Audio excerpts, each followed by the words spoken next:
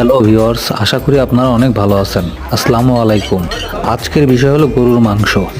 চড়া দামের কারণে নিম্ন আয়ের পরিবারগুলো গরুর মাংস কিনে খাওয়ার সামর্থ্য হারিয়েছেন। ফলে মধ্যবিত্ত এবং উচ্চবিত্তরাই এখন গরুর মাংসের মূল ক্রেতা।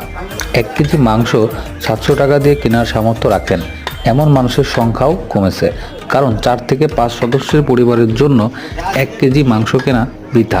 বিক্রেতারা এখন আর 1 কেজি মাংস বিক্রি করতে চান না। এক্ষেত্রে কম করে 2 কেজি মাংস নিলে খরচ পড়ে 1400 টাকা। কজনই বা এই টাকা ব্যয় করে মাংস কিনতে পারেন?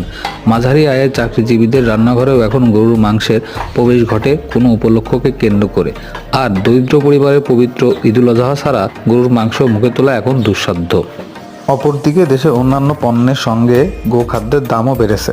শুষ্ক ঋতু হওয়ায় এখন লতাপাতা ঘাস বা খড় নেই। খামারে লালন করা গরুর জন্য দোকান থেকে কেনা খাদ্যই ভরসা। যদি ভিডিওটি আপনাদের ভালো লাগে তবে লাইক, কমেন্ট, শেয়ার